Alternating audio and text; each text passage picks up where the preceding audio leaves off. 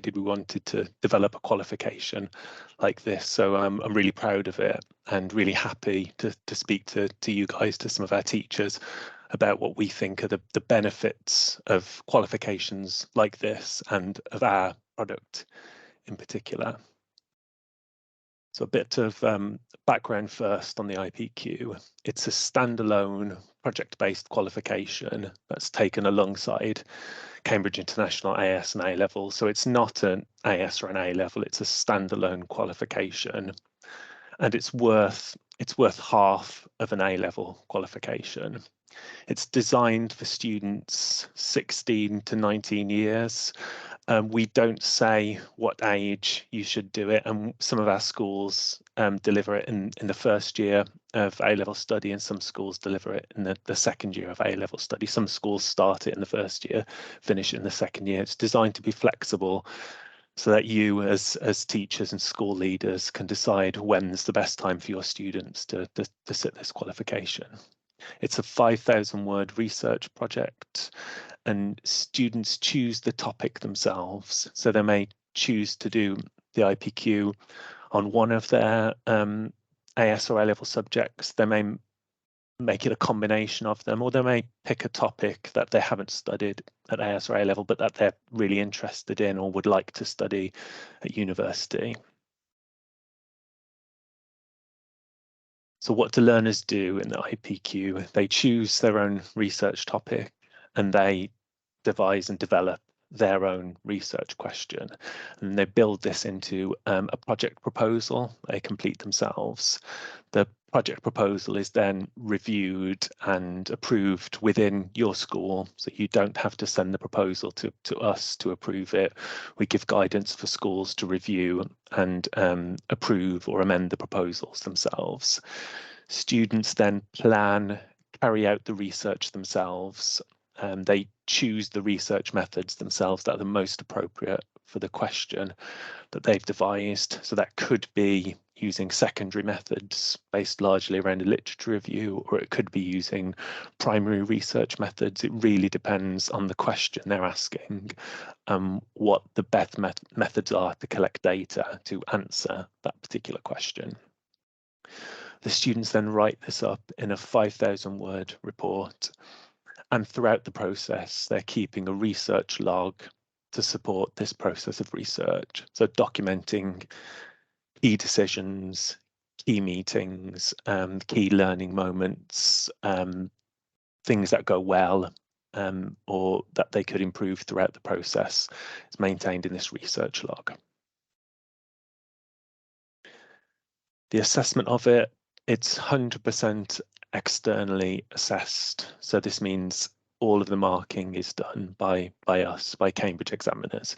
So teachers don't have to mark it, and every student's work will be marked by a trained examiner. The grade set is the same as our A-level grade set, so that's A star to E, and it's the same standard as the international A-level, but worth half as much as an international A-level. And you can see the assessment objectives and their weighting on the screen as well. So largely weighted towards research analysis and evaluation, but we're also assessing reflection and we're also assessing communication as well. So that's a brief outline of what the IPQ is, and what I want to talk about now is why deliver a qualification like this in your school. What are the benefits of this type of qualification? And the main benefit is that it really helps your students show what they can do in their university application. So they can show a real interest perhaps in a subject that they're applying for, that they've got the interest in it to maintain this kind of in-depth study, but they can also show that they've got those skills that the IPQ is assessing. So research skills, analysis skills, evaluation skills, communication, report writing. These are skills that universities really value, and be able to show you've got this before you go to university really enhances the application. So yeah, develops these really higher order thinking skills. And something that a real benefit of this is that students whose other subjects maybe don't lend themselves so well for these skills. So I'm thinking you may have really good math or science students. They're really good at learning knowledge, passing exams. They're going to get really high grades for university and maybe competing with other students that have similar skills. This is a chance to show that in addition to those subject skills, they've actually got these higher order skills as well as being very good at learning knowledge and passing exams. They can also research, and they've got the project management skills and the time management and the ability to write a detailed report. So this allows them to stand out amongst those other students who might have similar grades for really more competitive courses at university. So the first real advantage to students is this, that it helps them to stand out. But in addition to that, doing an extended project qualification of this type also makes students more likely to be successful at university. I'll just show you some statistics on this in a second, but research shows that students who've completed a qualification like this are more likely to be successful when they get to university. You can see here, this is showing likelihood of successfully moving on to the second year at university. So passing the first year and not dropping out during the first year. And you can see in all these different subject areas, if students have completed an extended project qualification like the IPQ, they're more likely for every subject area to successfully progress through the first year. And it's, when you think about it, it's easy to understand why. When students go to university, for some of them, the thing that really shocks them is the coursework that they have to complete, and also the independence that they have to have. They no longer have teachers guiding them through. They have to take more independence, but completing an extended project qualification gives students a chance to develop those skills before university, so they're more likely to successfully transition to university studies.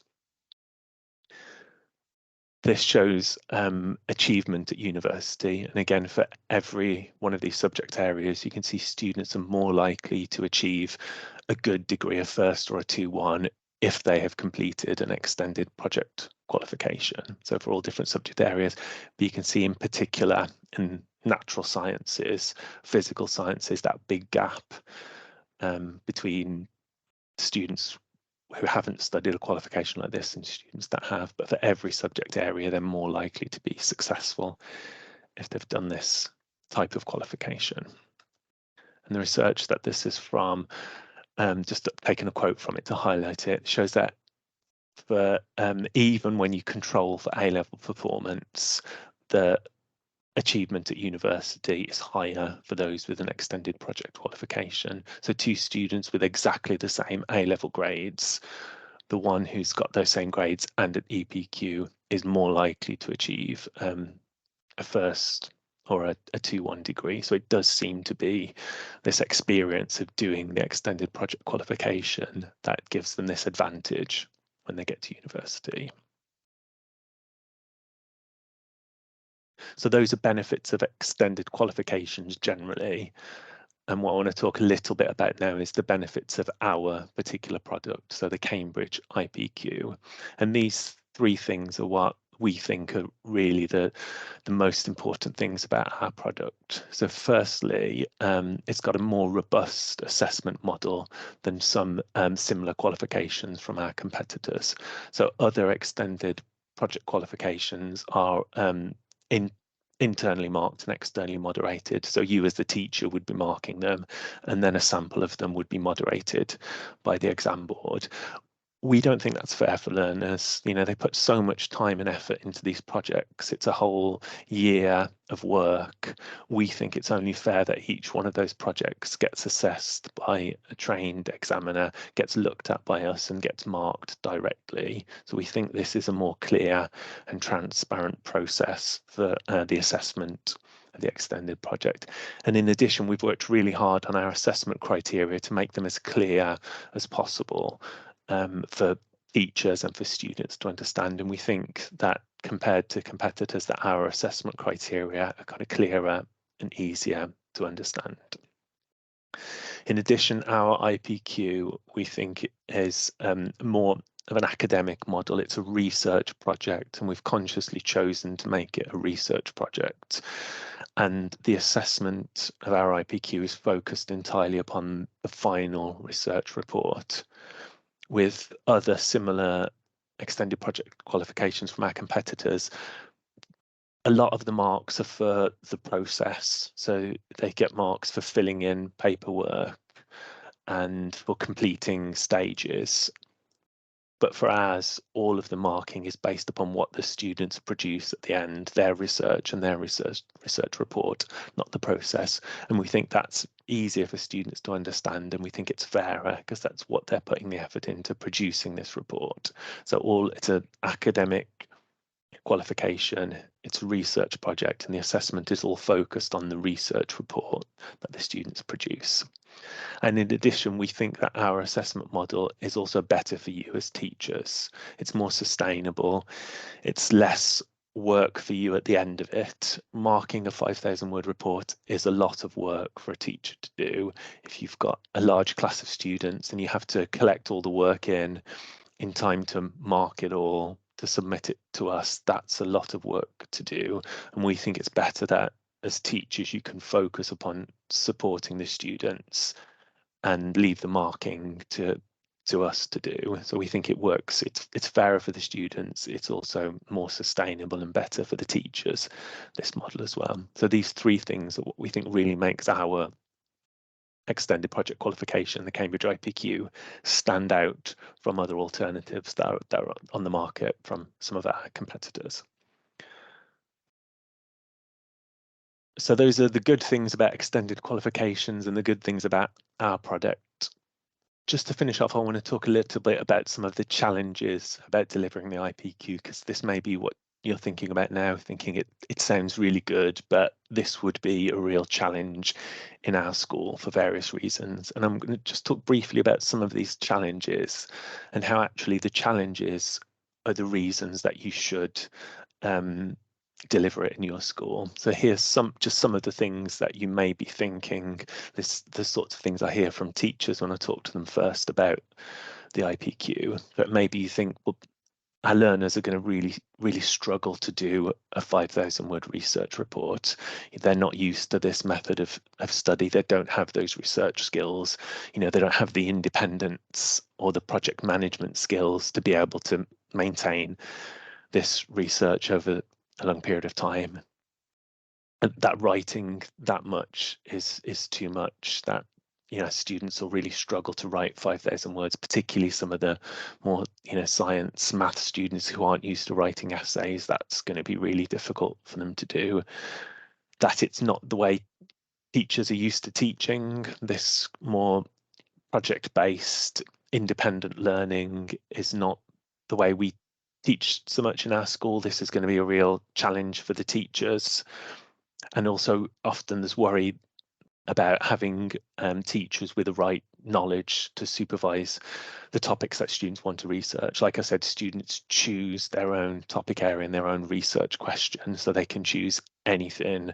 It's a worry sometimes from school leaders, well, who's going to supervise them? Who's going to help them research this if I don't have teachers that have that subject background? And these are all very legitimate concerns to have. But what I wanted to get you to think about is actually these are the reasons to deliver the IPQ. Because if your students don't have these research skills, these project management skills, they really need to start developing them early. So they're increasingly important for work as well as for university. But also they'll really benefit this across the curriculum, so they'll benefit students in their other subjects as well. If you develop this project management, this independence while they're working on the IPQ, that's going to improve their performance on other subjects across the curriculum, and it's going to really benefit them later on. So if you think your students are going to find this difficult, that's all the more reason to start developing it early, so that by the time they get to the second year, to the university, to work, they've already got these skills developed. Similarly, it's a big challenge to write this extended research report. particularly for some of the science math students, but this is why it really helps them stand out, because other students haven't had this, haven't shown that they can do it. So it's a big challenge. So if you can, get A's, A stars, A's and B's in your A levels, and you can show you've got the communication skills and the project management skills to write this extended report, universities really, really value both of those things. So that's what really helps them to stand out. So that's the reason to do it, because it's such a big challenge. That's why universities see it as a positive thing. In terms of teachers, that if your teachers aren't used to this independent project-based way of learning, this is something they can develop on the IPQ, experiment with this different way of teaching the IPQ, and that can actually help their teaching of their other, their main subject. They might say, actually, this different way of teaching works well, so they can experiment with project-based learning, with more, student-focused independent learning in their other subjects. So actually developing these skills as a teacher, these pedagogic approach, can improve their teaching across the curriculum, so have wider benefits across the school. And in terms of the subject areas, really supervisors for the IPQ don't need to be experts in the subject area. They need to have a good understanding of the research process so they can support students with the research, but the content is all going to come from the student, so you just need to supervise the process. And this means it's a really nice opportunity as a teacher to learn from your students, to kind of immerse yourself in something different. You know what it's like when you're teaching one subject, you're largely teaching the same things year on year, and this is a chance to learn something different through your teaching. So with the IPQ, you actually learn more from your students than you're teaching them, and this kind of gives you something different. It's a more rewarding way of teaching. So actually this is the benefit of it to your teachers. They can learn about something different. They can get experience of different subject areas that they wouldn't have learned anything about before, and they don't have to be experts in the topic area to supervise a student doing it. It's more important that they understand the process of research than the particular subject content. So that's what I'd get you to think about. The daunting things about this kind of qualification, the challenges are really the reasons to do it rather than reasons not to do it. And the key one is that it will really help your students stand out because it's such a challenging thing for them to do. Okay, and that's everything I wanted to talk about. That's why it's really important to deliver it, but in particular why our Cambridge IPQ, we think, is the best model of an extended project that's out there. Thank you very much, and I'll take some questions later after we've heard from Adnan about how it actually is as a teacher to deliver this project. Thank you very much. Thank you so much, Ashley. So this gives us some overview of Cambridge IPQs. And now I will invite Adnan to share about the practical aspects of it. For example, why did they, first of all, introduce the subject in their school, what went well, what did not go well, and why he would want their students to be studying this subject and all that information. So over to you, Adnan.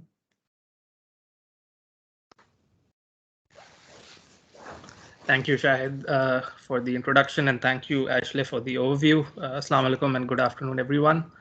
Before starting, I would like to apologize. I am a bit under the weather, so I'll be speaking much slower than usual, and excuse the bouts of coughing you might hear in the meantime. Next slide, please. I'll start by quickly giving you an overview or a background context of why we introduced the Cambridge IPQ at the grammar school. Since 2017-18, we've been thinking about extending our offerings beyond the traditional curriculums that the A-level subjects give, because we as educators now know that the 21st century skills that I'll talk about in a minute are sort of almost necessary for these students who are now graduating and for the world to come. And so in that vein, me and another colleague of mine and with the heads of college discussed this, talked about this, and introduced a in-house course we called project-based learning back in 2018. And the purpose and the idea was very similar to what the IPQ course does, which is a students work on a topic or a project over an extended period of time that engages them and then gives them the skills to solve a real-world problem or answer a complex question or a research hypothesis. Next slide, please. And again, the idea here being, it's up next, yes. And the idea behind this being that some of these core 21st century competencies and literacies we want to cultivate in our students, literacy, numeracy, increased critical thinking skills, the ability to communicate and collaborate, and become lifelong learners, have that sort of attitudes of self-learning. I think all of us are educators and educational leaders. We'd agree the biggest, and if I look back at my, the teachers that have inspired me, it's not the subject content or just the subject matter that they've shared with me. It's that love of learning. It's that attitude of being able to research something on my own that has stuck with me and that has helped me immensely in my sort of future career and life. So the idea was that this course introduces the same. All of us are also aware that this concept of maker spaces has become particularly in, perhaps not in our part of the world, but in other parts of the world, that hands-on project-based learning is now a core part of the curriculum. Next slide, please. Just before I actually start talking about how the Cambridge IPQ got introduced, one of my favorite projects out of this particular in-house course was these two students who managed to actually use a process called pyrolysis, and they converted discarded plastic, those packaging and wrappers that we throw away, and were able to convert it into usable fuel that could be used to meet the energy needs of low-income communities. So these sort of skills, it was around this time then that our head of college shared the IPQ syllabus with me. Next slide, please.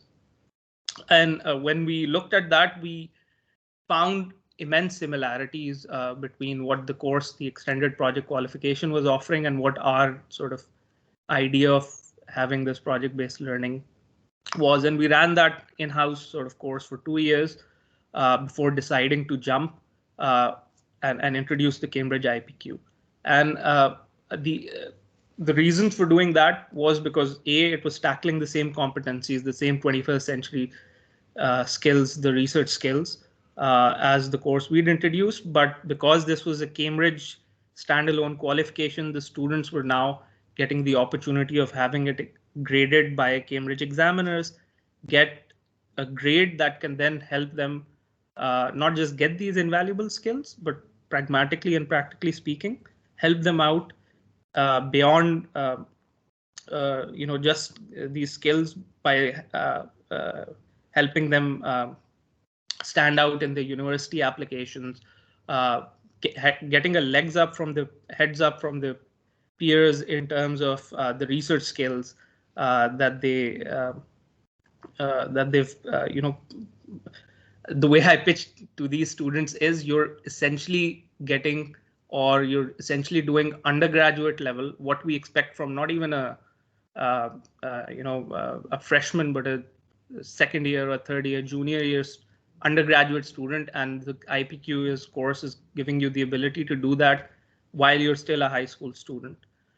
So all of these factors, we decided, let's introduce this course and see how well it aligns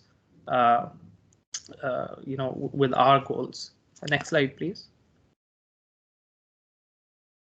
And so Ashley's gone on to some of the structure of the course. I'll just quickly summarize that again. The main deliverable of this course is a 5,000-word research academic report. Again, as I mentioned earlier, the way you expect undergraduate students to be doing research, we're expecting high school level students to be doing that. Hence the challenging aspect, but also the more challenging it is, the more rewarding it is for these students, both from a skills perspective, and then as some of the examples I'll share later in the presentation, has very practical benefits for the sort of university offers they get, for the sort of scholarships and stipends that they get in their undergraduate journey. So they identify a suitable research topic. That's another sort of plus point, that we give them the leeway to select any topic that they want. They devise the appropriate research methodology to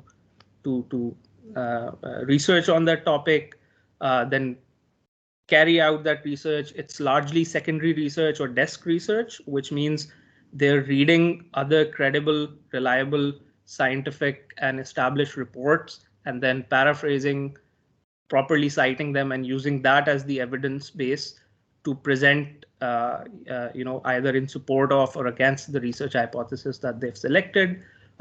With some aspect of primary research, some of the more, I'd say, ambitious students also go out and do primary research in the form of interviews, in the form of focus group discussions, in the form of even small experiments that they conduct based on the sort of topics or questions they've chosen. But primarily it's desk research. It's reading, understanding, synthesizing existing research on the topic. Then making sure the whole paper is following appropriate academic conventions, is cited properly the way we expect. There's whichever citation style they're following, it's followed throughout consistently. And then they keep track of this progress in what's called a research log, which is a sort of day by day, week by week progress report of where they stood when they started this course, and just before final submission. So that tells the sort of informal academic journey of the students, the 9 to 10 months that the way we've structured the course at KGS, the journey they go through. Next slide, please. And so the Cambridge syllabus gives several ways of running the examination series. The way we have decided to run it at KGS is to align it with the normal academic year. First, we are doing it with Cambridge AS first year students. Internally, we had discussions on what would be the best way of going about it. Would it be the second year students, the first year students? Would stretching it over 2 years make sense? The reason we decided to offer it to first year students were because of the slightly sort of decreased academic workload that they have in the first year, but primarily because I believe personally, and the school leadership believes, that the grades that they get out of this, it's going to help them in their academic, the university applications, and it might be too late if they do the course in the second year. So they're getting the additional bonus benefit of getting a sort of full standalone qualification. So the grades they get for this is, as the students tell me, it's a capital letter grade, not the small AS level grade that they get. And that helps them quite a bit when they're applying for international universities, but even local universities increasingly we've seen. So the way the course operates is we start, select the students in September. The first 2 months are spent honing in the research hypothesis, the research question, and what they have is what is called outline proposal form that they have to submit and then get approved by us, the teacher, by the 31st of October. So usually it's very rare that the student starts pursuing the very first topic that they've chosen. They're all over the place. Our job as the mentors is to essentially help them, guide them, or point them towards a research question that we know has enough established research available on it, because they might choose topics that are very relevant or topical, but if there's not enough established research behind it, they're not really going to have a paper that has enough citations or references for it to be a compelling enough paper. And again, by October, most of them have gotten these topics approved. There's a post outline review, and then in December, the first draft of the paper, which consists of the introduction, the research methodologies they've chosen, the first attempt at a literature review, which is the crux, the core of the research paper. All the papers, all the research that they've read so far, paraphrased, referenced in their own words. So out of 5,000, we expect them to have completed 3,000 to 3,500 words by December. Then February to March or January to March, once the winter break is over, they come back. They spend most of the time finishing the literature review, reading up. We expect them by this time to have read all the main research papers, all the main research. If they've done any primary research, they've concluded that by then as well, so that they spend that time now honing in, refining the paper, getting it within the allotted word count. So again, you're not allowed to go even a word over the 5,000 words. Usually we recommend that they go over those word limits. It's easier to cut down as opposed to have little information than extending it to the available word count limit.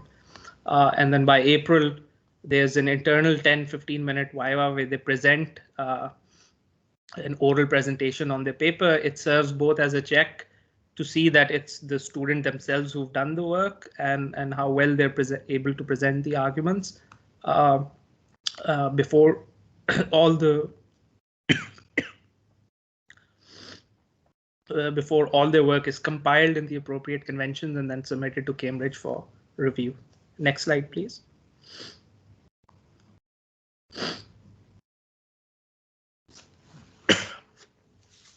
So as I mentioned, this is the selection criteria we at KGS have chosen. We've chosen AS level students to conduct this. This can be conducted with A2 students, or if you think your students require 2 years of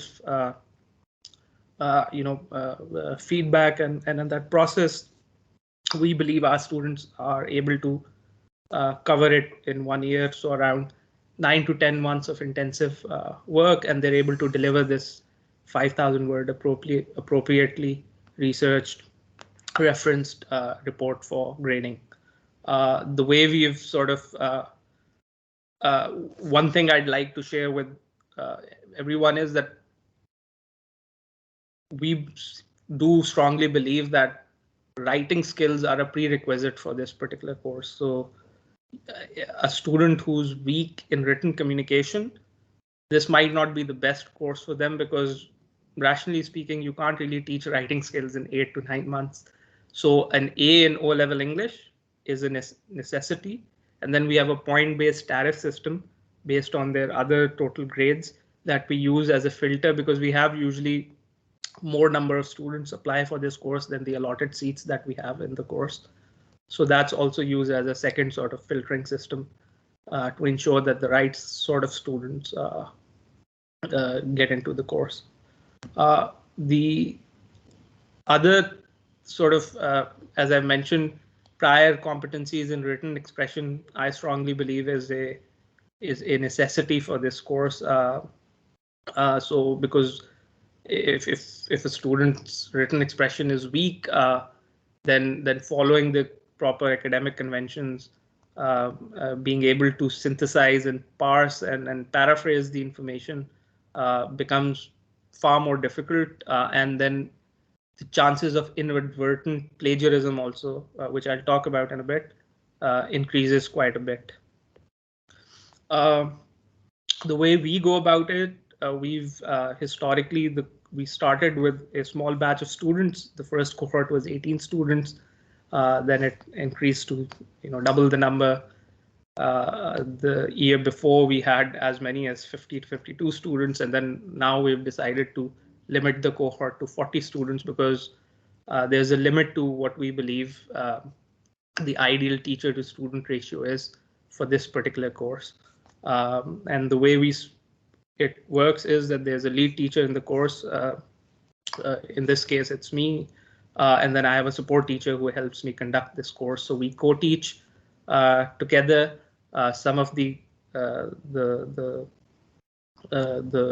competencies, skill building exercises she conducts, and then some of the reviews of the drafts, etc. I do. Next slide, please.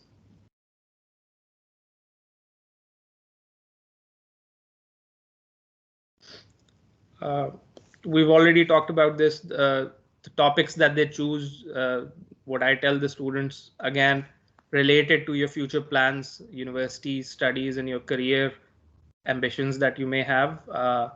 Something that really interests you. Again, the idea here is not to give them a set list of questions or research hypothesis that they then pursue because you've told them, hey, this is something that you need. The best papers I've seen are the students who choose a topic they're naturally inclined towards, because it doesn't come across as a chore to them, right? If it's a topic they're naturally interested in, they read, they watch documentaries on, in their spare time apart from their academics, they're interested in knowing more about. For me, I think that's the best topic that they can choose for this particular qualification. And then obviously, realistically, there are topics in which you can spend a lifetime and still not be able to understand everything. Realistically, it has to be a topic that can be understood, or at least the main body of research can be presented within 5,000 words. So these are some of the criteria that for the sort of topics that they've chosen. And I'll talk about that now. Next slide, please. And so all the different disciplines, are allowed to be taken for this particular course, from arts and culture to computers and technologies, topics related to the humanities and the social sciences, to education, to natural sciences or mathematics, to politics, economics or business, to literature, law, or any other academic discipline that has that's a recognized discipline that has recognized, established, reliable research behind it. Any possible topic area can be chosen. Next slide, please. Some of the possible research topics that our students are, just to give you a diversity of the sort of topics they've done. Recently, last year, someone, and these are all the topics for which the students got AA star grades. Someone was really interested in, the role of Russia in international relations. So they wanted to learn more about the role of Putin and how Western sanctions have affected Russian economy. There's always students who are interested in nuclear fusion or different types of nuclear energies. So that every year I find at least one student trying to look at different areas on nuclear energy. You're allowed to do very Pakistan-specific topics as long as you have credible research behind it. So there have been students who've done really powerful, papers on contentious issues like the Kashmir issue, territorial disputes, etc. Then there are always students who are interested in more medical-oriented papers, want to understand depression at a more biological level and see if new therapeutic interventions work or not. The people who've done topics on global trade policies, like the global treaties and how they've have they been a force for fair, equitable, economic, the economic benefits, have they been fair or they've been accrued by certain countries who've benefited from these global trade policies. From topics like these two topics, students have done it on feminist interpretations of Shakespeare. There's a lot of these students watch these Netflix shows that come up on serial killers, and they want to understand the psychology behind psychopathy and that sort of behavior, stem cell therapies, etc. So these are just a snapshot of this sort of wide range of topics that students have done and gotten really good grades on. And you can also see that from these topics that these are basically, a lot of these topics are not really part of the traditional curriculum that we're teaching our students, but these are very topical, relevant areas of discussion and understanding that our students should be cultivating even at this age. So the course allows the students to pursue quite in depth at this stage on topics that they're interested in learning more about and that might not be covered in their traditional curriculum, the traditional academic studies. The next slide, please. The way we, so I've given you a timeline of how the course progresses. It's different from other courses because there's no set curriculum in the sense that everyone, as you've seen, has a different topic that's not really related to the next topic the other student is doing.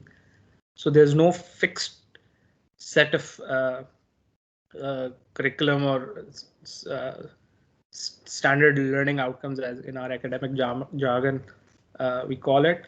Our job as sort of mentors and teachers are to cultivate the research skills in them, to basically impart how academic research happens, how to read scientific and published academic papers from academic repositories, how to paraphrase them, how to appropriately cite and reference them, how to assess the reliability and validity of those.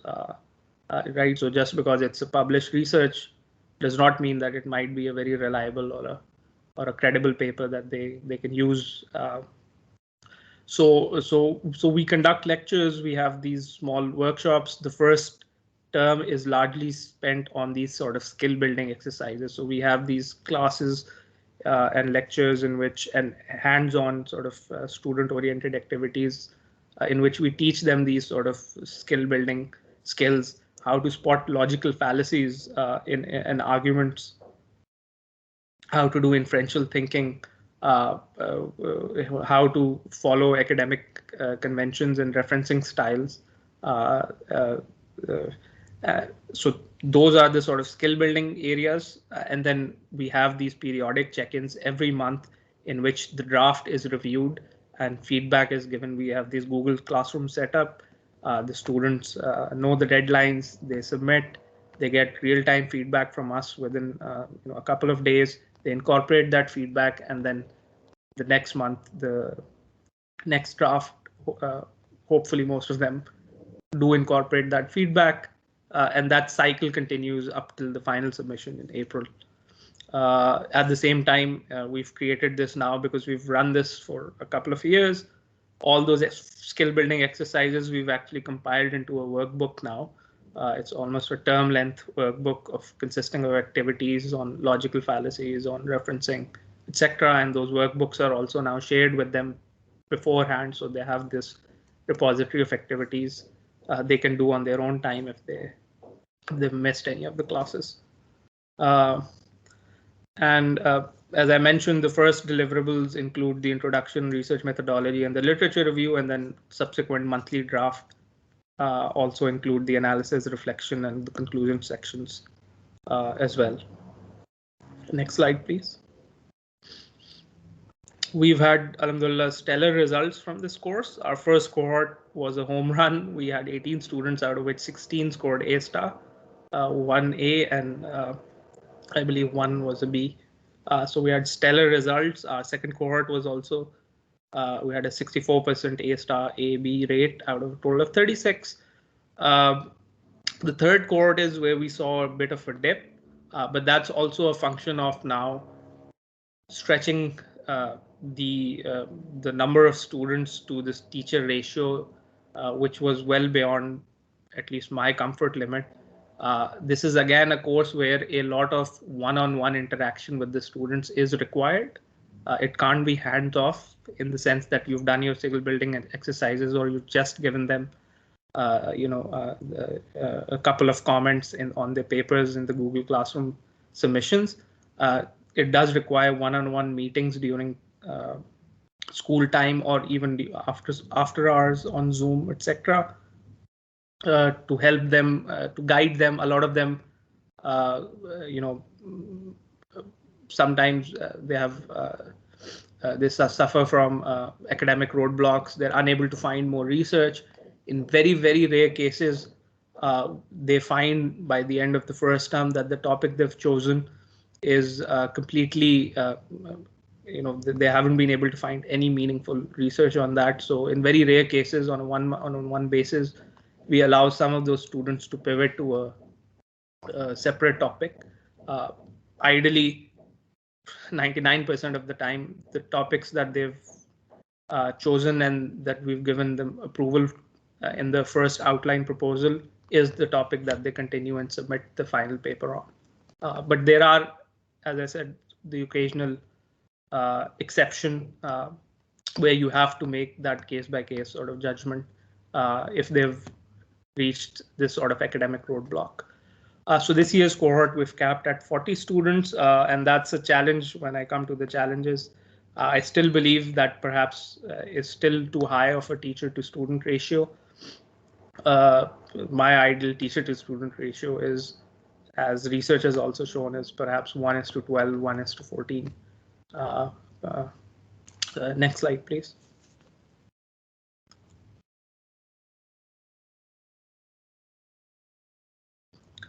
So this is a testimonial from a student. It's just a nice little 40-second video one of our students made to pitch it to some of the other students. So I thought it would be worth hearing it from a student what the IPQ course means for them. Shahid sir, we can't hear the video.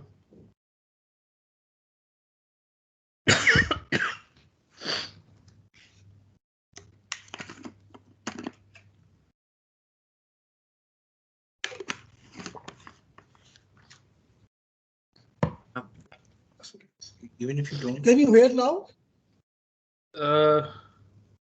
No, not okay. really.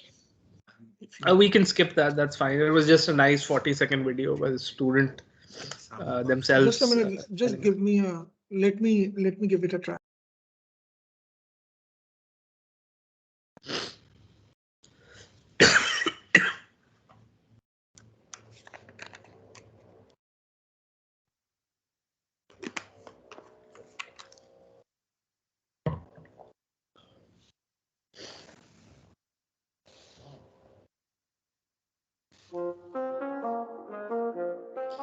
Go. Hi, Is it audible now? Yes, it is audible. I'm Maria. I'm in second year and I took IPQ last year. So I'm going to tell you the 3 most important things you guys should know before you take IPQ.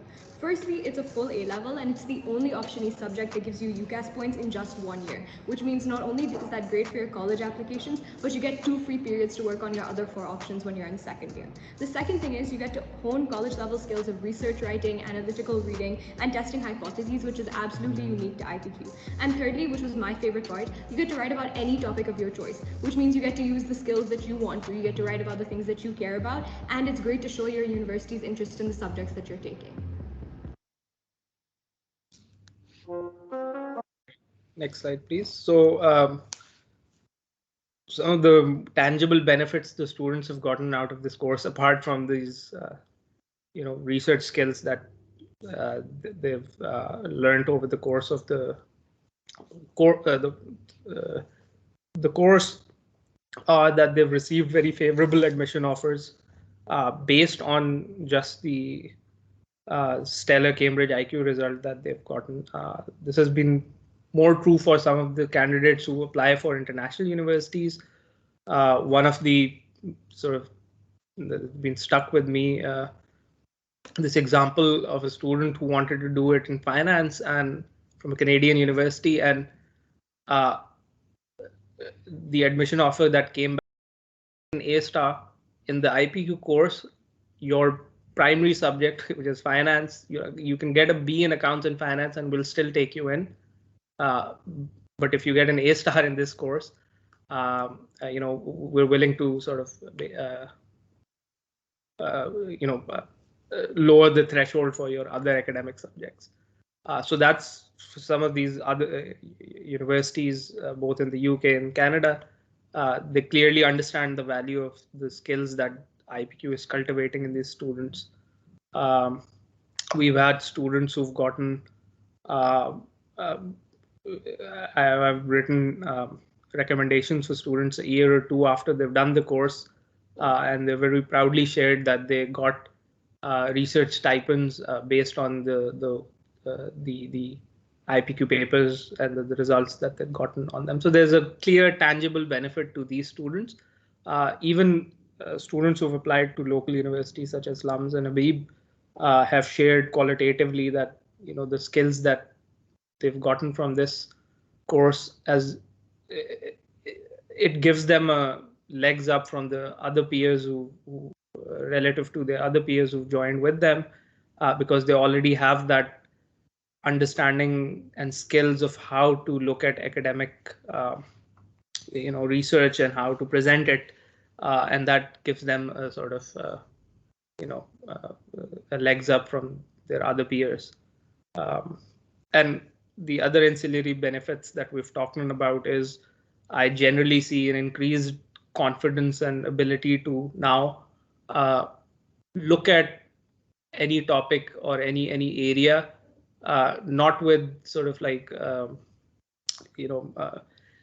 the ability to look at it from multiple points of view, multiple viewpoints, the ability to not just look at things from your biased perspective, but be able to look at the opposition's point of view and then modify your own judgments and beliefs and understandings. There's so many students who you choose a topic and everyone has an initial hunch or a what the conclusion of that research topic or the hypothesis that they've chosen is, and by the end of that journey they realize all the evidence that they've amassed for it actually shows the opposite of it, and so they have to change their understanding, and that's one of the core skills I believe this whole course is teaching these students, the ability to synthesize, parse this information, and then be able to change their beliefs and judgments and understandings about things in the light of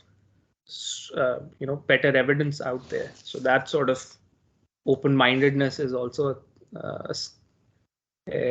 something that IPQ cultivates in these students. Next slide, please. So those were just sort of like the background of how the course is run, what the benefits are, but there are some challenges running this course, which we've faced, throughout the different cohorts that we've run now. It does require, as I mentioned, a substantial input, and by input here I mean guidance from the coordinators, the facilitators, to guide these students. It's not completely hands-off, because if you go completely hands-off, then there's a very high chance that they'll stumble across academic roadblocks, or they may the topic they've chosen might be a dead end for them in terms of the available research, etc. So it requires that sort of intensive guidance and course correction in real time, so that they keep progressing and they're not behind the in all the deliverables that they have to deliver. My personal sort of the results I showed you sort of in some ways bear that the ideal teacher-student ratio for this, I've realized, is 1:10, perhaps might be too low, but 1:12, 1:14. Large cohort sizes, what happens is they stretch the ability of us as teachers to give quality input to these students and have less time on one-on-one correspondence. So as I've mentioned earlier, they do require, at least at the start, quite a lot of input from us, and so and a lot of deep dive into their drafts. Obviously, if you have a very large cohort, there's only so much time you can devote to the students. This is something that has to be kept in mind.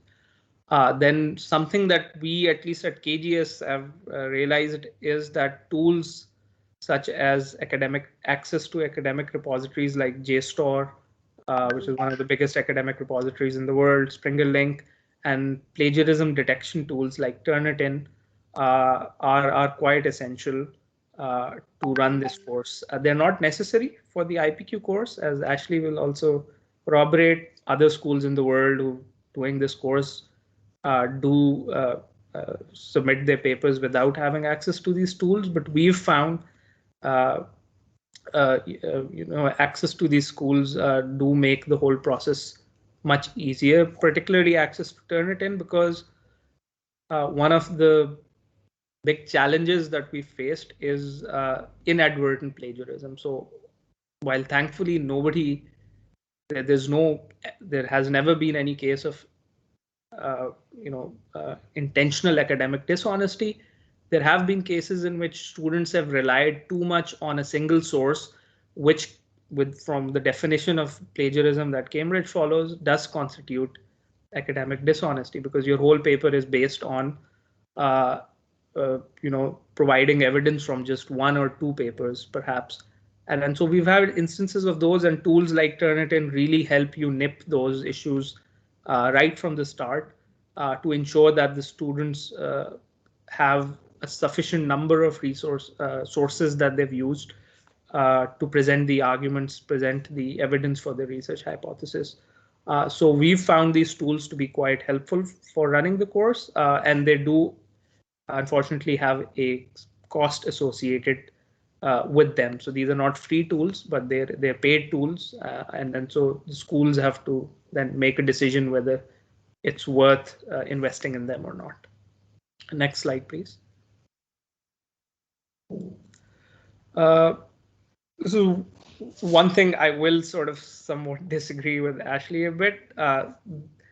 While we've had stellar results in the first 3 years, last year's cohort has had a very variable sort of results, even though the examination process and the marking criteria hasn't changed much. And so we are still somewhat a little worried that the grading process needs to be a bit more transparent. We need, as teachers who are running this course, needs a bit more feedback from the examiners on exactly if our students have not gotten the grades that we've predicted for them, and that the gap is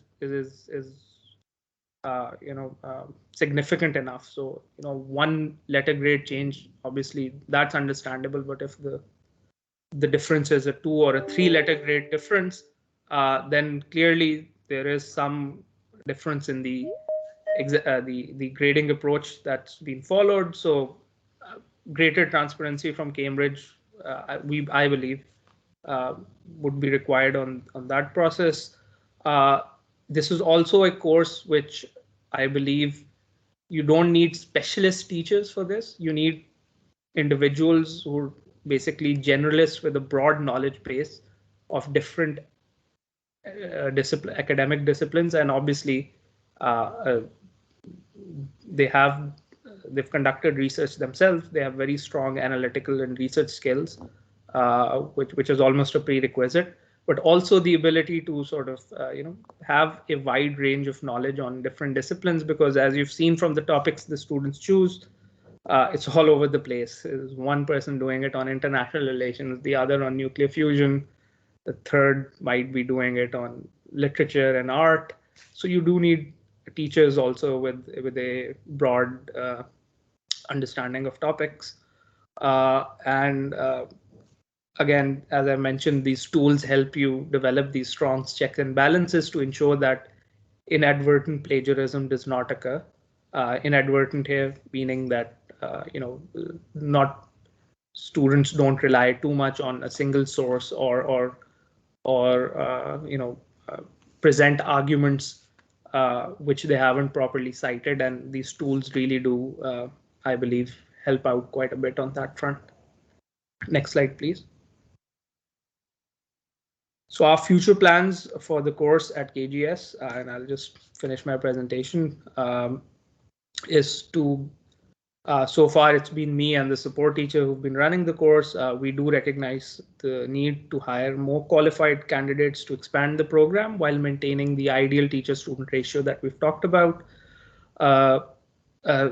Another suggestion that we've talked about this year is to have a pool of in-school subject specialist mentors who can guide students. So we are obviously these teachers who run the course, but then you also have these in-house subject specialists who the students can, in their spare time, reach out to get help from. So if a student is doing a history paper, for example, our history faculty can help them guide far better than perhaps someone who, like me, who does not have a history background. And that's just going to improve the writing process for the student as a whole and the final submission that they're going to give. Our student selection criteria, as I've mentioned, this is not the sort of course that every student can take. As I said, prior competency in written expression is required, but at the same time, that in and of itself is not sufficient. One thing, and again, this is more a qualitative judgment from my side, but what I've seen is that it's also that attitude of learning needs to be there. So you might have students with 8 A grades in their O levels, an A in English, but if they don't have that drive or that sort of spark to write and learn on their own,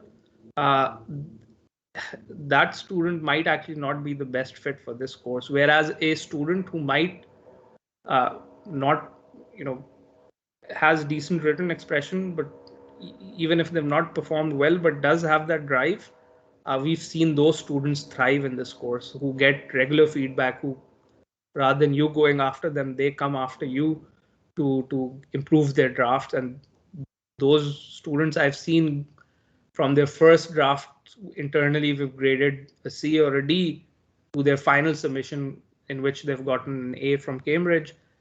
For them, this journey has been absolutely invaluable. So we intend to improve that student selection criteria to be more sensitive to this particular aspect, to students who, not necessarily or it's not a foregone conclusion that if you only get students with 8 A's, with the highest grades in their O levels, that they're going to perform well in this student. The right student, in my opinion, for this course is the one who has good or decent written expression, but also that sort of inner spark or drive to learn more about a subject on their own, and are willing to, basically reach out to their mentors, improve their writing skills along the way, their research skills along the way. And I think that was all for what I had to share of how we run the KGS. We'll open this up for question and answers. Would love to answer any questions that you guys have. Thank you, Shahid Saab. Thank you so much, Adnan, for such a detailed presentation, sharing your experience, positives, negatives, and everything about Cambridge IPQ and KGS. So we open the floor for the question and answers, and I can see a couple of questions already there. So I'll start from there, and then like anyone who wants to ask a question can write in the chat, or you can simply unmute and ask a question. So first, let me start reading the questions from the chat. So there is first question is from Sayyeda Zehra, and she's asking, I would like to know how it is different from A levels and its recognition in university admissions. Also, what are the prerequisites for IPQ? So perhaps first Ashley and then Adnan. Shall I take that? Yeah, sure. So how's it different from A levels? So it's not an A level, it's a standalone qualification called the Cambridge International Project Qualification. It has the same grade set as A levels, and it's worth half as much as an A level.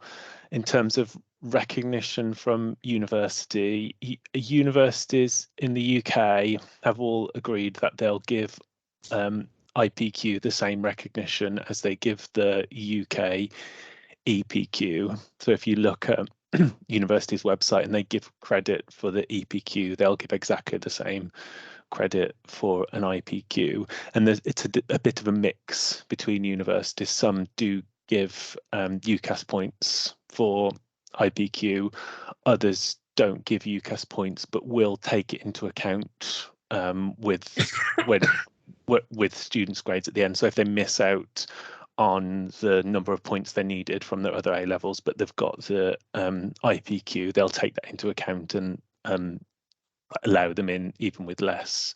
So it's a bit of a mix in terms of recognition in the UK. In terms of recognition in Pakistan, that's not something that I know a lot about. I'm not sure if you can help with that, Shahid.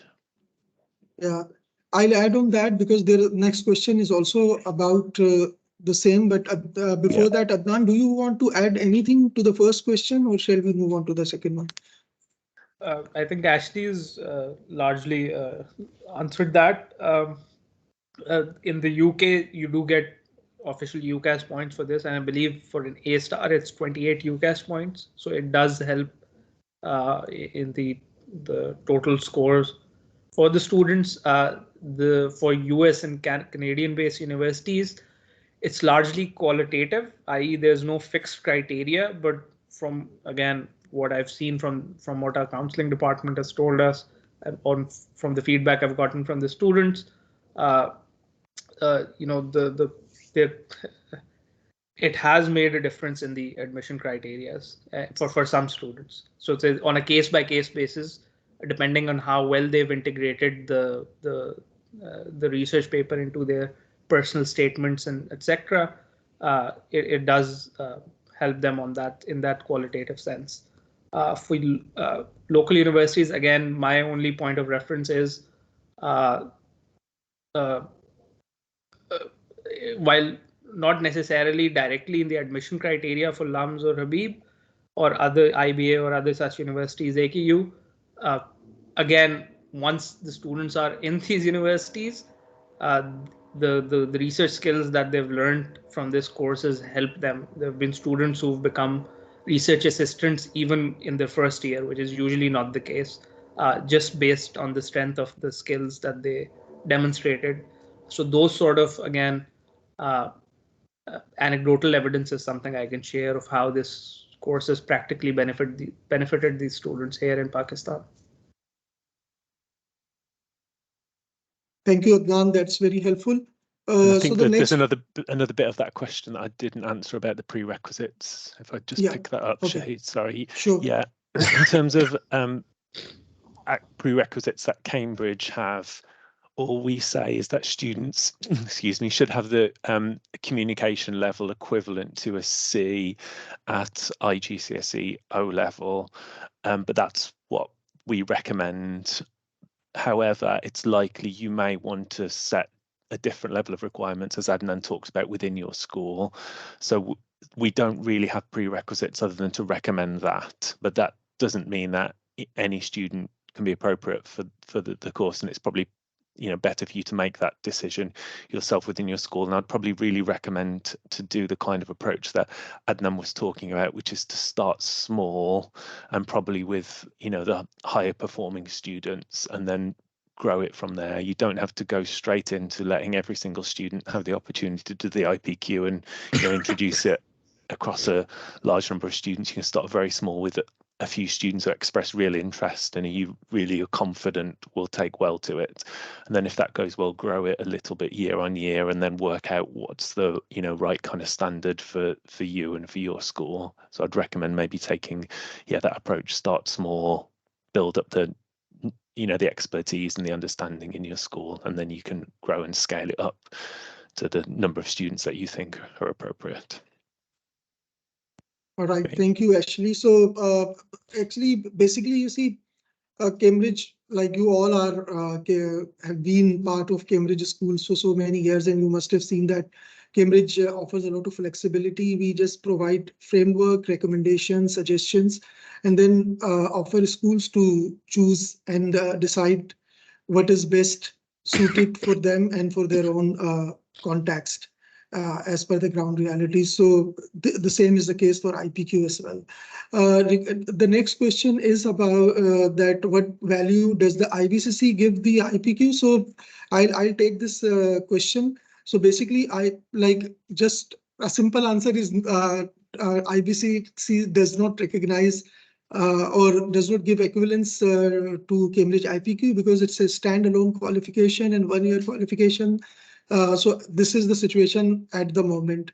So just like in any other countries as well, so there isn't any particular quantitative recognition or equivalence for Cambridge IPQ, but like Adnan said, Ashley said, it like the kind of skills students develop in them as a result of the subject, they come very helpful for them in their university studies, and also in certain cases, especially where the admission, like the competition in the universities of getting admission is very high, and also like students with Cambridge IPQ stand out and they have higher chances of getting admissions. So these type of qualitative benefits that students get who do Cambridge IBCC.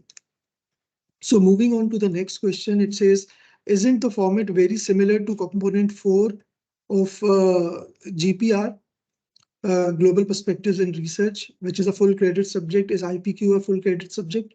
So Ashley, can you I'll answer take that here? one. Okay, right. Yeah, that component 4 of ASA level global perspectives is very similar. It's a research report as well. And if you have students who've done AS global perspectives and they want to do a research report, they should do the full A level global perspectives, not IPQ. So IPQ is designed for students who haven't done AS level global perspectives but want to do a research report. So yeah, it's not which one do I take out of the two. If they've done AS level, they should do the full A level of global perspectives and they'll get a full A level then, and yeah, receive full A level credit. IPQ's designed for students who haven't done AS global perspectives. That covers that one. Yeah, and is IPQ a full credit subject? So no, it's not. Ashley, yeah. So the answer is no. For the last part of this question is IPQ a full credit subject? We can, IPQ and UK universities will be given half the credit of an A level. So it's worth half as much as an A level for university credit. But I'm not sure if saying full credit subject, if that relates to something in the local context that I'm not familiar with. Right. Yeah, I also think the same. It's a half credit, or like we have said before, so very qualitative and depending on universities. So they obviously many universities actually value the research skills in students. So any student with IPQ qualification would definitely be given preference by the university. So this is what the anecdotal evidence suggests. So moving on to the next question, it's from Iram Zahir, and she's asking what qualifications a teacher must have to teach this subject. So probably Adnan and then Ashley both. Yeah. As I mentioned, for me the best profile of a teacher would be someone with a wide understanding of different disciplines. So someone with a humanities or a social sciences background. You don't want very narrow subject specialists for this course, just given the wide latitude of topics the students will choose. But obviously, it can be as someone who's a specialist, but also a well-read individual. A teacher who's widely read is how I'll put it simply, so that they can guide the students as many of a number of topics as they can. Right. Right. Yeah. Thank you, Adnan. Ashley, do you want to add anything to this question? Yeah, I agree completely with what Adnan said. And I would say also think about the type of teacher that they are rather than the qualifications or the subject background. So you want people who are willing to try different teaching methods, who are comfortable teaching in different ways. So, you know, a very, very experienced teacher who's used to teaching via the textbook and delivering content from the front of the classroom and students writing it down, it's going to be a very different teaching method with the IPQ. So they may find it more difficult. You know, teachers that are willing to experiment with different methods, who are, you know, interested in different, you know, trying new pedagogical techniques, they're going to adapt better to the IPQ. So it's probably more think about what the person and the teacher is like and how flexible they are and how comfortable they are trying different things, maybe not knowing all of the answers and not, you know, and the student knowing more about the topic than them. Who teachers who are going to be comfortable with that are going to fare better with the IPQ. So we don't ask for specific qualifications to deliver it.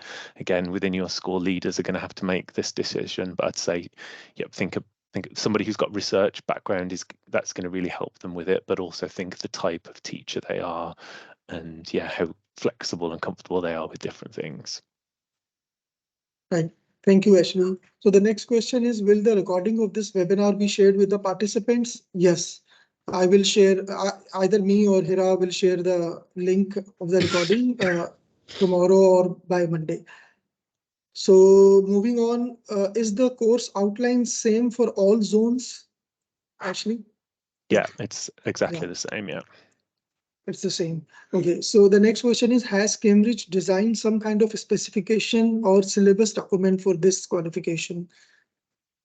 Yeah, that's, I'm glad someone's asked this, actually. A really good question. So you've got a few different documents to help delivery of the IPQ. So there is a syllabus document which talks you through what the IPQ is, and it has all of the assessment criteria in there, and the usual things you get in a syllabus, you know, who it's designed for, and, you know, any kind of administrative information at the end.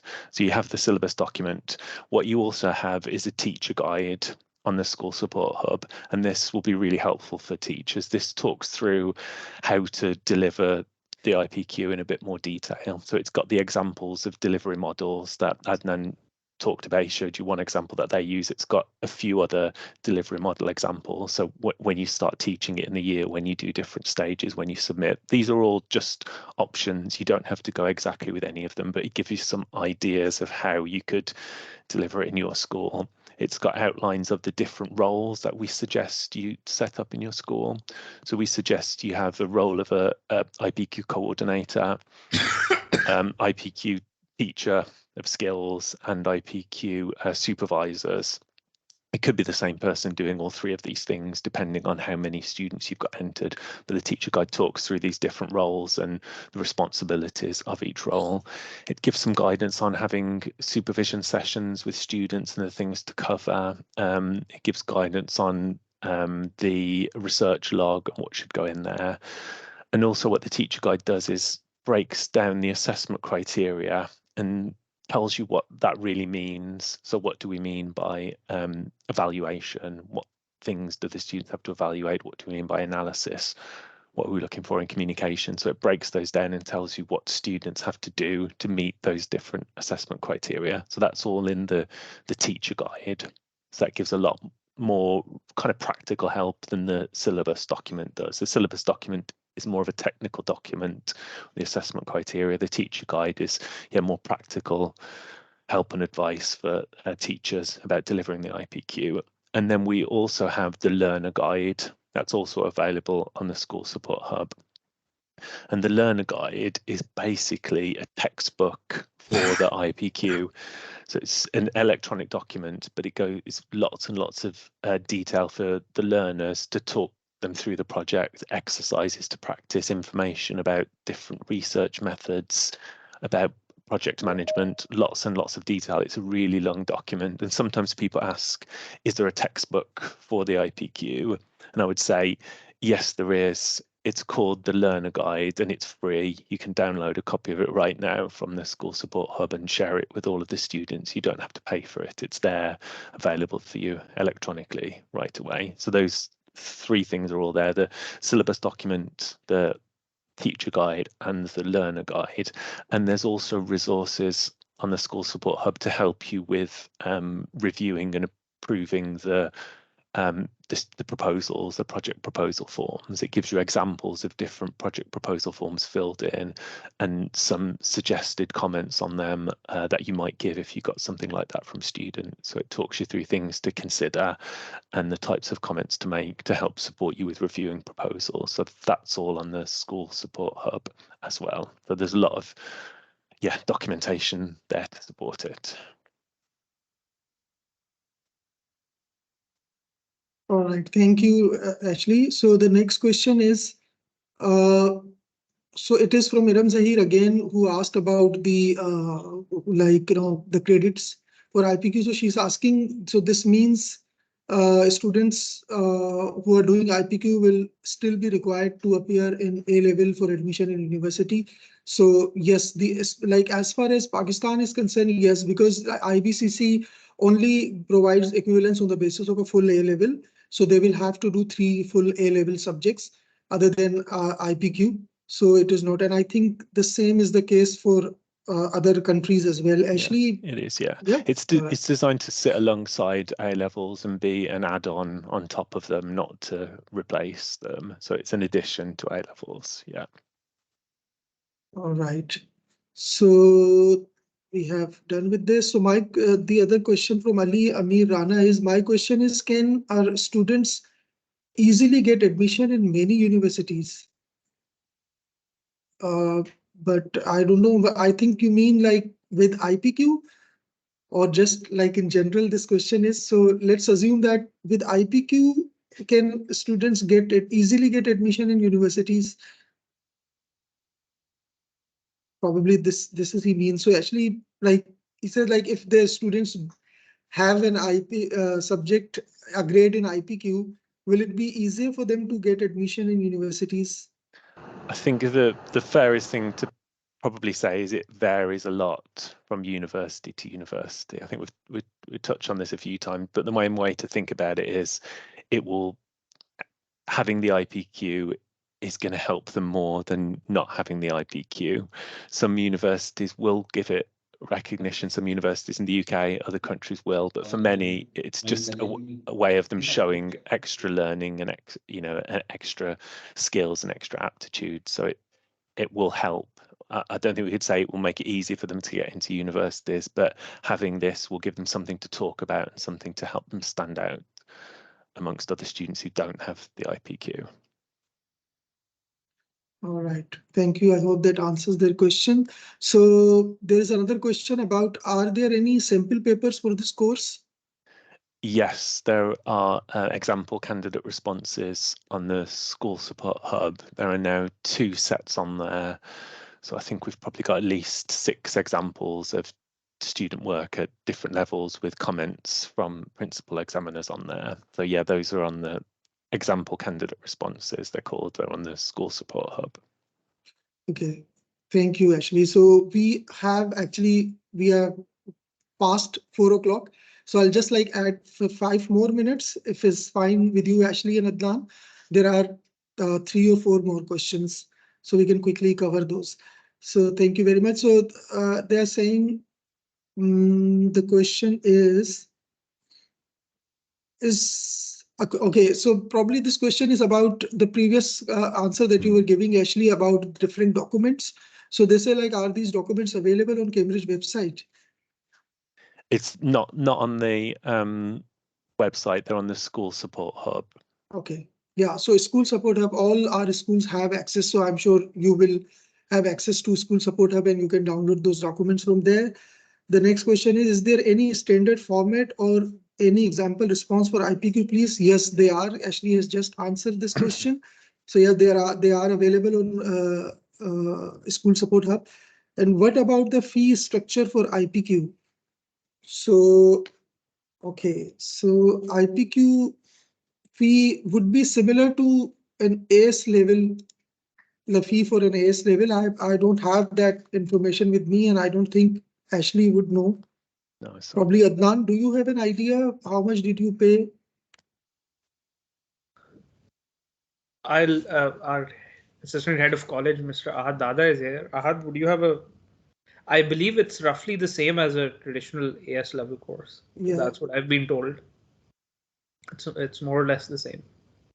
In our case, as I mentioned, because we use some of these additional tools, the way we've structured it, it gets distributed. The cost for that between the students themselves. So the students actually do pay to get access to some of these tools for the course. Yeah, Adnan, you're absolutely right. It's I don't know the exact amount, but it's roughly around the same as a AS subject registration. All right. Thank you, Ahad, for chipping in. So, and okay, so this was the last question. We don't have any more question. So with this, I would like to thank Adnan and Ashley for taking out time and share this information about IPQ with our participants. I also thank Ahad Dada for his leadership and his support in making this possible, this webinar possible today.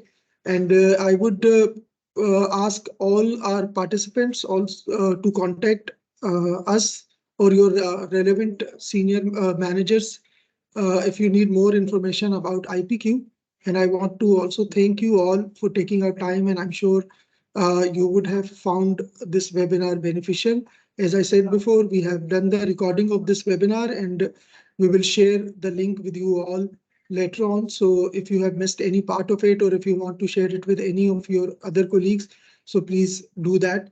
And please get in touch with us if you need to, if you have any question. Let me just quickly share the email addresses of our colleagues who you can contact in each region.